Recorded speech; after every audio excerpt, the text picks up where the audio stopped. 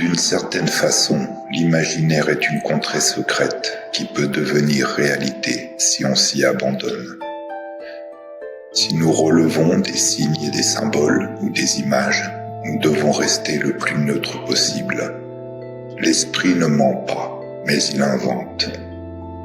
C'est ce pourquoi il a été créé. Nous inventer une réalité que nous pouvons comprendre, nous maintenir dans une illusion qui nous semble la seule option. C'est de cela qu'il faut s'affranchir, et c'est pour cela que cette folle exploration doit laisser place à une logique implacable.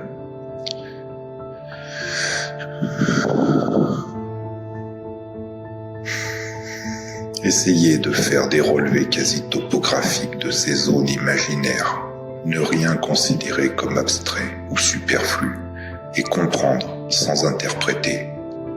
Le grand tout existe, mais chaque esprit est unique. Chaque introspection doit être personnelle.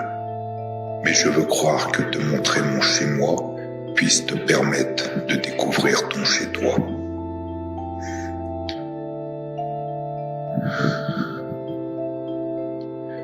L'enfance a cela de particulier qu'elle est qu'une des bases de ses constructions.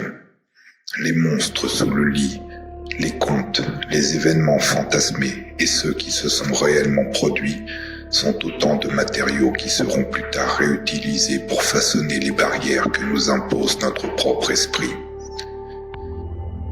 Une enfance épanouissante n'est pas seulement souhaitable, elle est indispensable pour qui veut un jour espérer plus qu'attendre la mort. Rappelle-toi, ma fée, le sublime et l'effrayant n'ont pas de sens ici.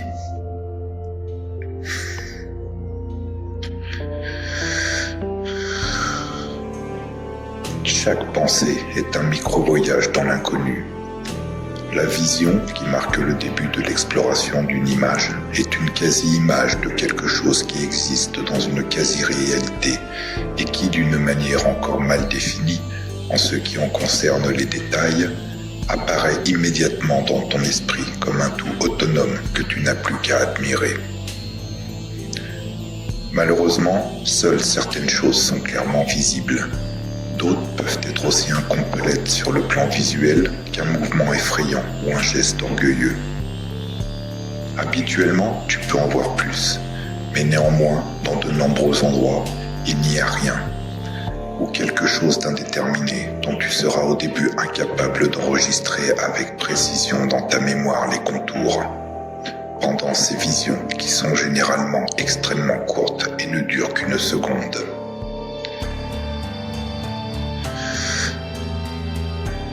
Mais une seconde ou une vie, y a-t-il vraiment une différence? Est-ce un manque de temps ou un manque de compréhension? Tout est là, je le pense, et si nous n'en percevons qu'une infinité, c'est de notre faute. Il nous faut comprendre, déchiffrer et apprendre. Seul, je ne peux plus avancer. J'ai besoin de toi, ma bien-aimée. Ce monde que je veux te montrer peut sembler un enfer. C'est en tout cas ainsi que je l'ai vécu au début. Mais si je suis là pour te rassurer, je veux croire que tu n'auras pas peur.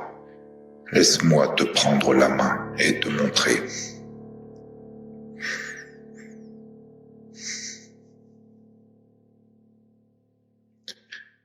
C'est ici que l'on débarque la première fois en face de la cité de la brutalité où la violence primale se manifeste. Ici dorment les souvenirs de souffrance et de malheur. Avant même d'y pénétrer, ce qui marque, c'est la foule de ceux qui cherchent à s'enfuir.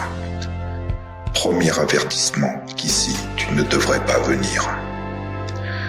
On se fraye un chemin parmi les processions funèbres qui s'étendent sur une route infinie balafrant la plaine déserte.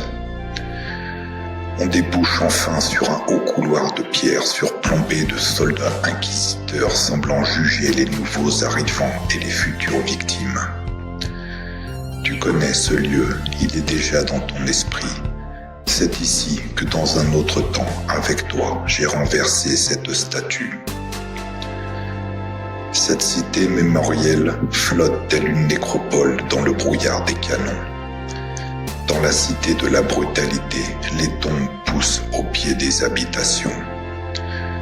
Sur un des flancs de la ville, un cimetière sauvage a même fleuri comme un avertissement.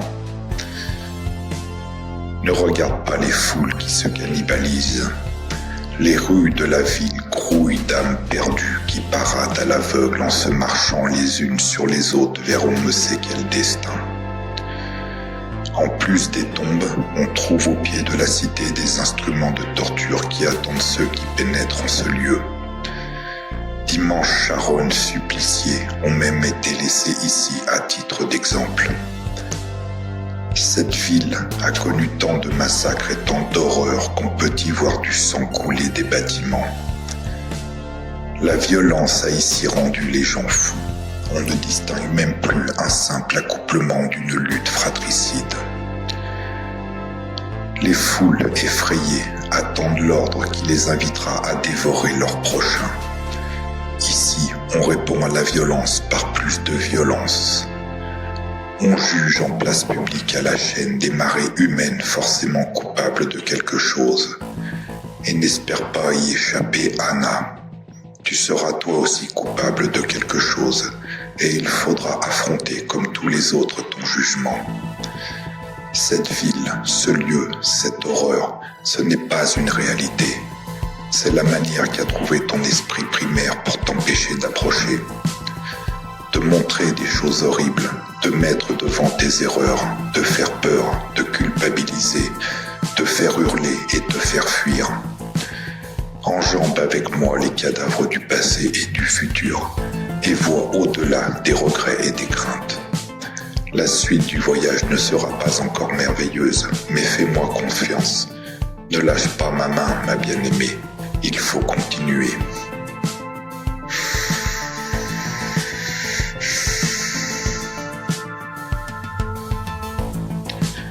Une fois traversée la funeste cité, il nous faut poursuivre plus avant pour dépasser les ruines de l'ancien temps, car voici ce qui nous attend une fois que l'avertissement de l'esprit primaire est passé. Derrière la cité de la brutalité se trouvent les plaines de l'Apocalypse. Ici, la fin du monde a bien eu lieu et nous en fait presque entièrement disparaître. Il ne reste que les carcasses de notre passage. Même les quelques survivants parvenus jusqu'à là sont effrayés et perdus. Mais tout n'est pas mort ici. Il reste quelques bribes de vie qu'on devine en sursis.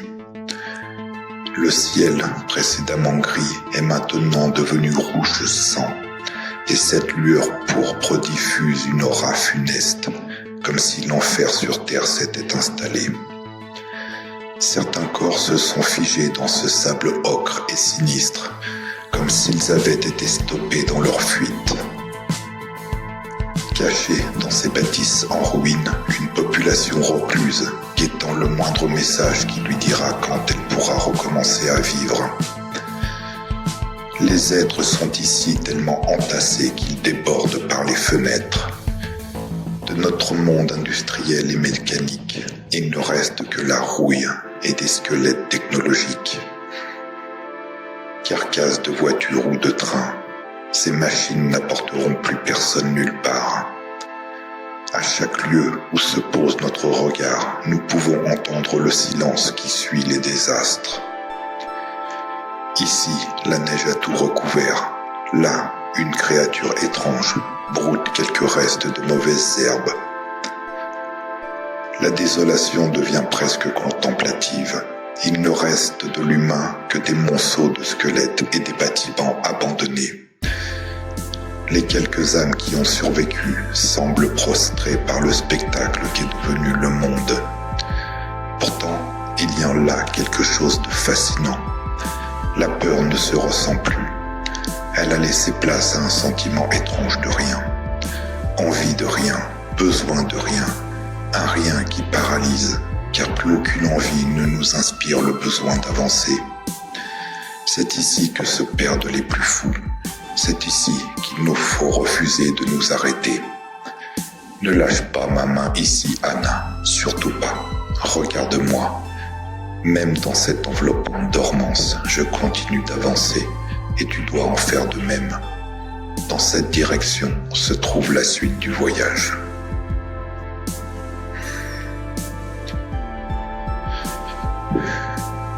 Si ici, la force d'avancer n'a pas quitté ton âme, tu commences à ressentir une sensation qui te sera inconnue.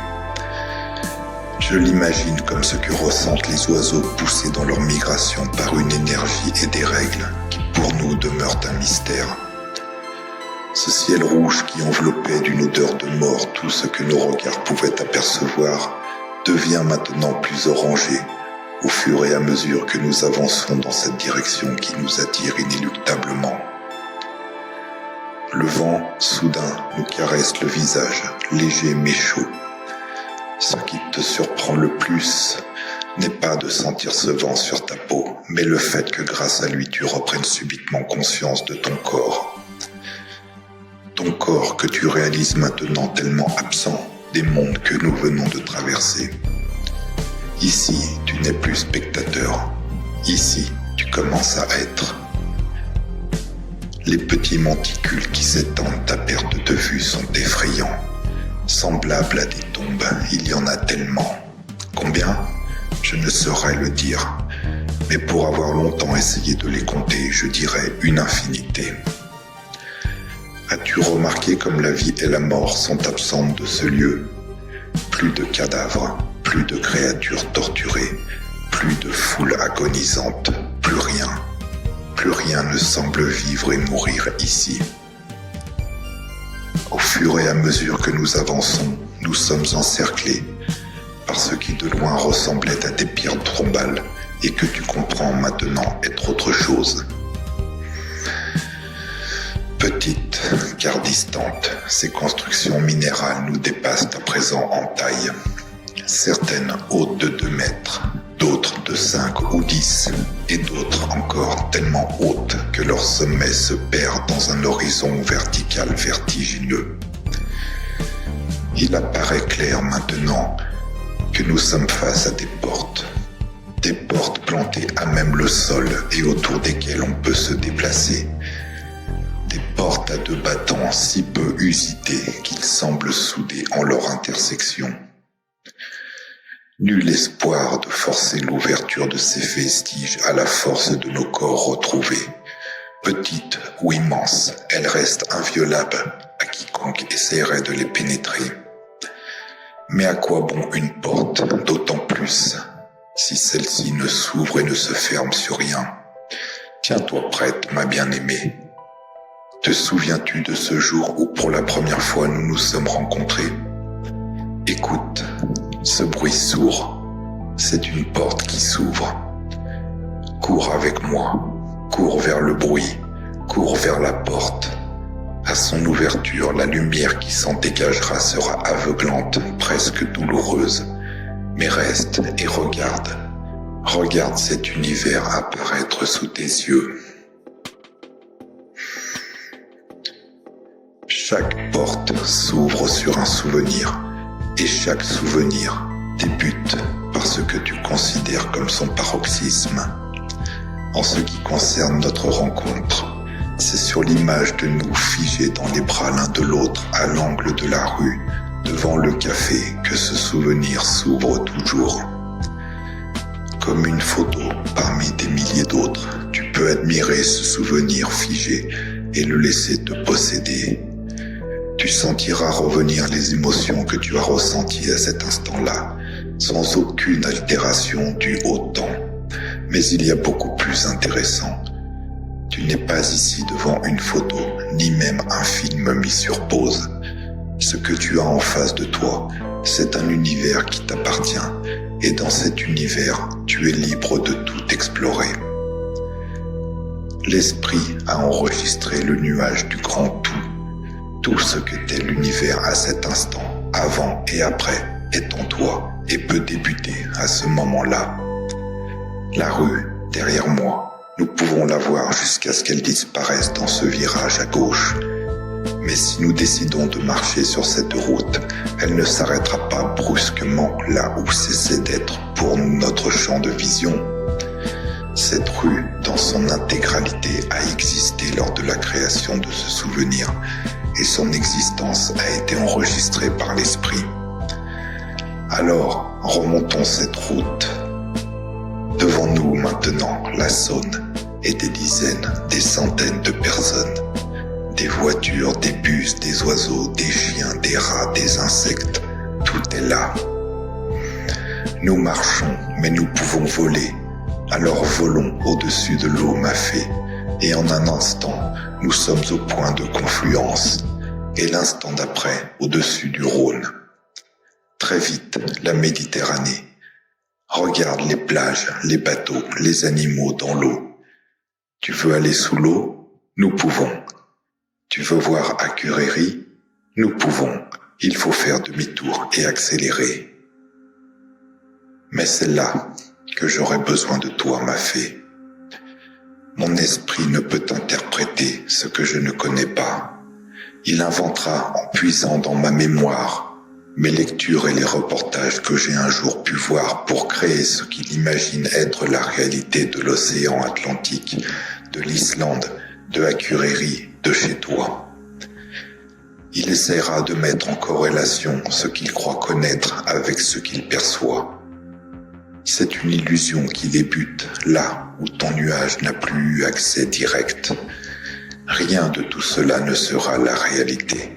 Ce sera juste une fausse interprétation du nuage du grand tout.